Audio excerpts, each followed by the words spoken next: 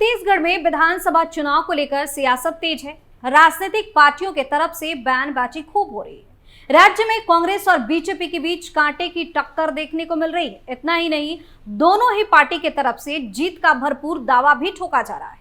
इस चुनावी माहौल के बीच आपको बताएंगे छत्तीसगढ़ की तमाम वो बड़ी खबरें जिनका असर राजनीति से लेकर राज्य की आम जनता पर पड़ता है।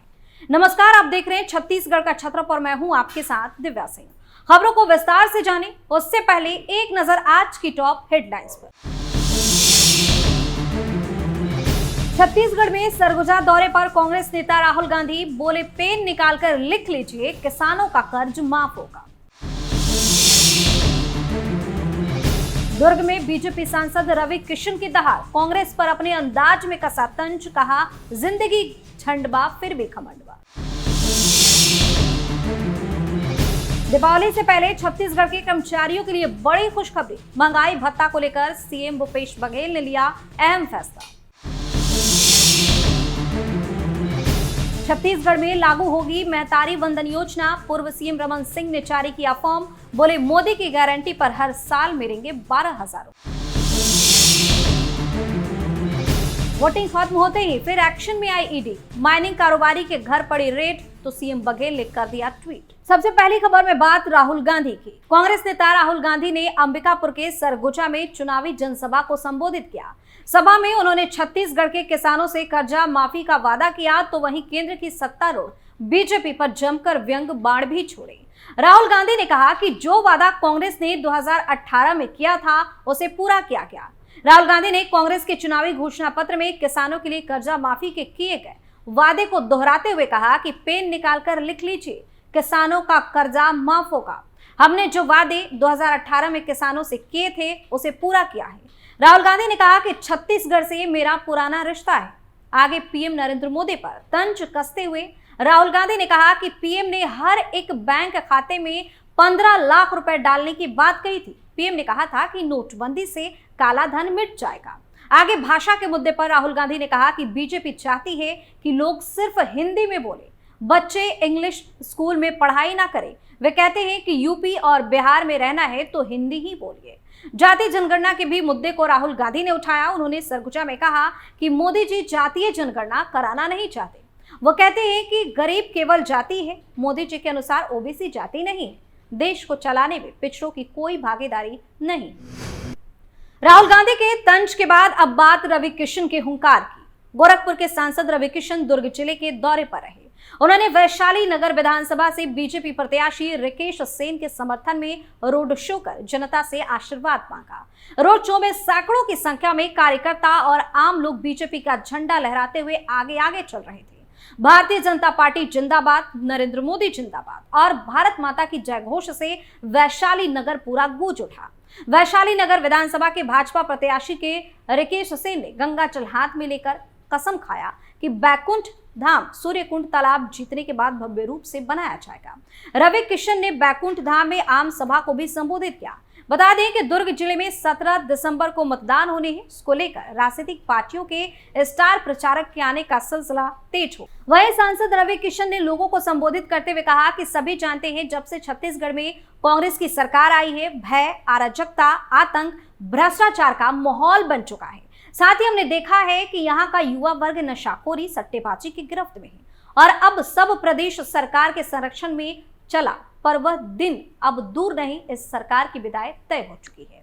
उन्होंने कहा कि मैं आप सबके बीच पीएम मोदी और योगी आदित्यनाथ का संदेश लेकर आया हूं। आप सभी जानते हैं और आप सभी ने देखा है कि किसी समय में उत्तर प्रदेश में भय और आतंक का माहौल था, लेकिन आज जब सीएम योगी ने सत्ता की बागडोर संभाली है तब से शांति और सुकून है और विकास कार्य जग जाहिर है। वहीं मीडिया से बात करते हुए कहा कि छत्तीसगढ़ में हर जगह कमल खिल रहा है, इस बार ऐतिहासिक जीत होगी। आगे कहा कि कहते हैं ना कि छत्तीसगढ़िया सबले बढ़िया। ऐसे लोगों के साथ कांग्रेस ने भूपेश सरकार ने धोखा किया, छल किया, उनके भावनाओं के साथ खेला है। 15 साल बाद उनको जनता ने मौका दिया था, उनके साथ कांग्रेस सरकार ने केवल धोखा किया है।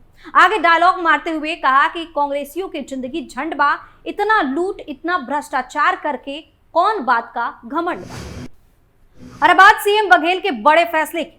छत्तीसगढ़ में जहां विधानसभा चुनाव चल रहे हैं, वहीं त्योहार का मौसम भी शुरू हो गया है। इसी बीच राज्य सरकार ने अपने कर्मचारियों को दिवाली का तोहफा देने का मन बना लिया है। ऐसा सीएम भूपेश बघेल के ट्वीट से भी जाहिर हो रहा है।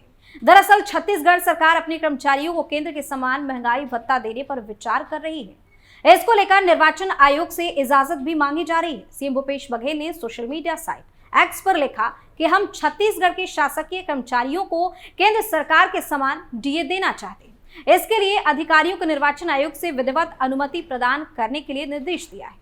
बता दें कि सीएम बघेल सरकार ने चुनाव से पहले इस साल 2 बार सरकारी कर्मचारियों के डीए में वृद्धि की है। एक बार 5% और दूसरी बार 4% की बढ़ोतरी दर्ज की गई।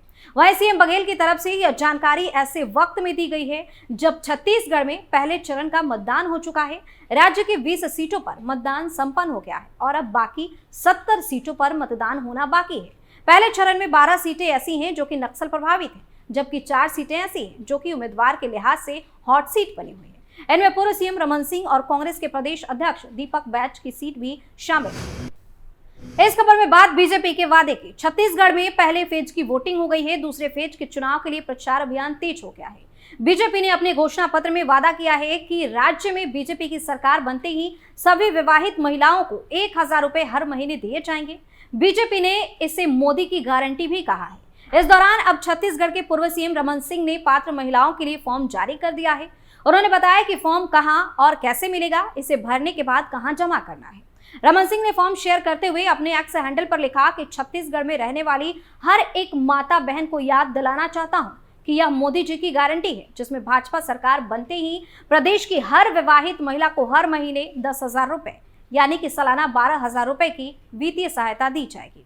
आप सभी माता बहन इस फॉर्म को डाउनलोड करें और उपयुक्त जानकारी भर के भाजपा मंडल अध्यक्ष के पास या नजदीकी भाजपा कार्यालय में जमा करवा दें। बता दें कि छत्तीसगढ़ विधानसभा चुनाव के लिए बीजेपी ने बड़ी घोषणा की है। बीजेपी ने घोषणा की है कि राज्य में बीजेपी की सरकार बनते ही महतारी वंदन योजना को लागू किया जाएगा। इस योजना के तहत राज्य की हर वर्ग की विवाहित महिलाओं को हर महीने 1000 रुपए दिए जाएंगे। इस तरह से हर पात्र महिला को 12,000 रुपए दिया जाएगा। आखिरी खबर में बात ईडी के एक्शन से घबराए सीएम बघेल की। छत्तीसगढ़ के मुख्यमंत्री भूपेश बघेल ने बीजेपी के नेतृत्व वाली केंद्र सरकार की आलोचना की। उन्होंने दावा किया कि केंद्र ने प्रवर्तन निदेशालय यानी कि ईडी को एक ऐसे व्यक्ति के ठिकानों पर रेड के लिए भेजा जो उनके चुनाव खर्च का रिकॉर्ड संभाल रहा है। बघेल ने इसे उनके चुनाव क्षेत्र के लोगों को डराने का प्रयास बताया है।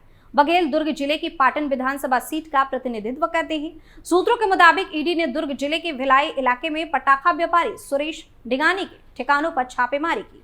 हालांकि अभी तक यह पता नहीं चल पाया है कि कार्रवाई किस मामले के संबंध में की जा रही है। इस कार्रवाई पर प्रतिक्रिया देते हुए बघेल ने सोशल मीडिया प्लेटफॉर्म एक्स पर लिखा, मुझे लगा था कि पहले चरण का एग्जिट पोल कुछ दिनों के बाद पता चलेगा, लेकिन साहब ने आज सुबह ही इसका खुलासा कर दिया। बघेल ने कहा कि सुबह सुबह ईडी को सुरेश डिगानी जी के स्थान पर भेजा गया, जो मेरे नामांकन पत्र दाखिल करते समय मेरे साथ थे और चुनावी प्रक्रिया में मेरे अधिकारी व्यय के रूप में कार्य कर रहे हैं। पाटन विधानसभा की जनता को डराने की ये कोशिश उसी तरह फेल होगी जैसे कल 20 सीटों पर वोटिंग में बीजेपी को मुंह की खानी पड़ी। साहेब, छत्तीसगढ़िया लोगों को कमजोर और कायर मत समझिए। ये अपना भात खाते हैं वो पूरे सम्मान के साथ। बात है अभिमान की, छत्तीसगढ़िया के स्वाभिमान की। तो इसी के साथ हमारे सोच छत्तीसगढ़ के छत्रप में फिलहाल के लिए इतना ही। कल एक बार फिर से छत्तीसगढ़ की तमाम बड़ी खबरों को लेकर हाजिर होंगे। चुनावी हालचाल आपको बताएंगे। तब तक के लिए आप देखते रहिए कैपिटल टीवी। नमस्कार।